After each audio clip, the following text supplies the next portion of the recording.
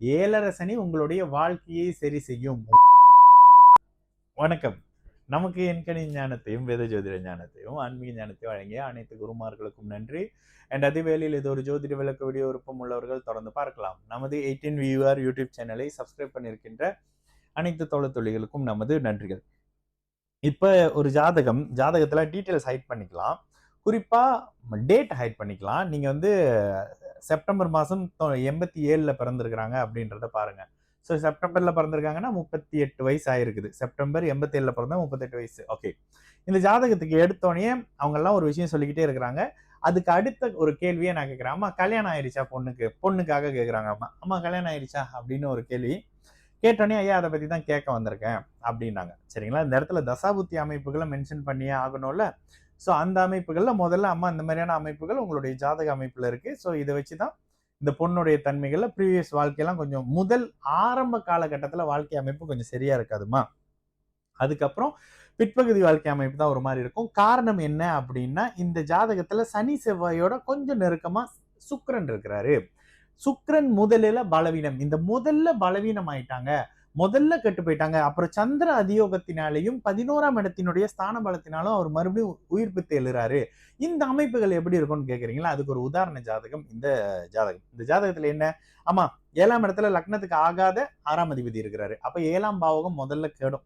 அதுக்கப்புறம் சுக்கிரனும் பாருங்க ஒரு மாதிரியான அமைப்புகள்ல இருக்காரு. அப்ப இந்த இடத்துல என்ன வந்துருது, 7ஆம் பாவகம் கெட்டு 11ஆம் பாவக அமைப்புகள்ல இங்க நல்ல அமைப்புகள், திருமண அமைப்புகள் இவர்களுக்கு நடக்கணும். சரி, எடுத்த உடனே அவங்ககிட்ட கேட்கிறேன், அம்மா கல்யாணத்தை பத்தி சொல்லுங்க, கல்யாண விஷயம் பத்தி என்ன பிளான் பண்ணிருக்கீங்க அப்படின்னோடனே அவங்க இந்த விஷயம் சொன்னாங்க. சரிம்மா, இந்த பொண்ணுக்கு நீங்க கவலைப்பட வேணாம், சுக்கிர தசை செவ்வாய் புத்தியிலிருந்து திருமணம் நடக்கும் அப்படின்னு சொன்னேன். அதாவது இந்த வருஷத்துல 10வது மாசத்துக்கு பிறகு, தீபாவளிக்கு பிறகு இந்த பொண்ணுக்கு மாப்பிள்ளை யாருன்னு அமைஞ்சு திருமணம் நடக்குமா 2026ல அப்படின்னு ஒரு விஷயம் சொன்னேன். எப்போது திருமணம் நடக்கும் அப்படின்னு கேக்குறீங்கல்ல. அப்ப இந்த இடத்துல என்ன வந்துருது, இந்த ஜாதகத்தோட இன்னொரு விஷயம் சொன்னேன். அம்மா பொண்ணு பயங்கர நேர்மையான பொண்ணு. ராசியை குரு லக்னத்தை குரு பாக்குறாரு, ராசி பலமாக வலுத்திருக்கு, தனி புதன் உச்சமாக இருக்கக்கூடிய அமைப்பு எல்லாம் ஓகே.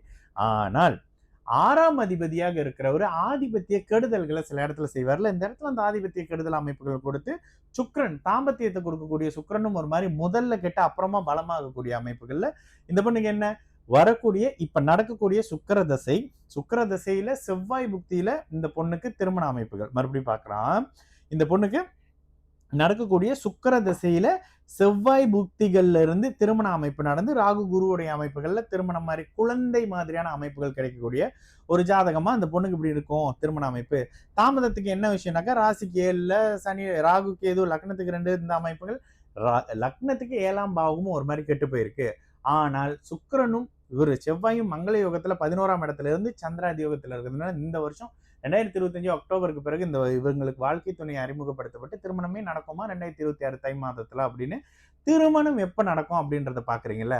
3 7 11 சொல்றோம்ல. 7ஆம் அதிபதியும் 11ஆம் அதிபதியும் ஒரே இடத்துல இருந்து சுக்கிரனோட இணைந்து குருவின் பார்வையில சந்திராதி யோகத்துல இருக்கக்கூடிய அமைப்புகள்ல தாமதமா அந்த பொண்ணுக்கு திருமணம் நடக்குங்க. அதுக்கப்புறம் குருவின் வீட்டுல இருக்கக்கூடிய ராகு அப்படின்ற அமைப்புகள்லையும் அவரே பாக்கியாதிபதியோட தொடர்புகள்ல இருக்கக்கூடிய அமைப்புன்றதுனால குழந்தை பாக்கியத்தை அவரு தாங்க கொடுப்பாரு. ராகுவின் தன்மைகள்ல இங்க குழந்தை அமைப்பு இருக்கும். இப்படிதாங்க ஜாதகத்தை பார்க்கணும். இப்ப இன்னொரு கேள்வி வரும், இந்த இடத்துல செவ்வாய் தோஷம் வந்துருச்சு, அந்த தோஷம் வந்துருச்சு, எந்த தோஷத்தை கழிச்சாலும் இந்த பொண்ணுக்கு இப்பதான் திருமணம். சரிங்களா? பிற்பகுதி வாழ்க்கை முதல்ல கெட்டு போய் அப்புறம் கிடைக்கக்கூடிய தன்மை அப்படியே அந்த தன்மையில இருக்கு பாருங்க.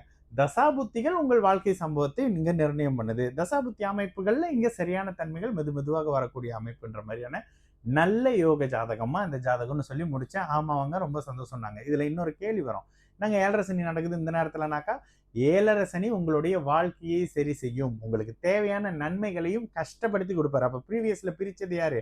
7.5 சனி தான். விரை சனியில தான் பிரிச்சிருப்பாங்க. பிரித்து ஜென்ம சனியில நல்லது பண்ணி வைக்கக்கூடிய அமைப்புகளை இப்ப பண்ணி வாழ்க்கை அமையக்கூடிய நல்ல தன்மையில இருக்கும். சரிங்களா? நான் உங்கள் விக்கி ப்ரோஸ். நல்லது நடக்கும், எல்லோரும் நல்லா இருப்போம்.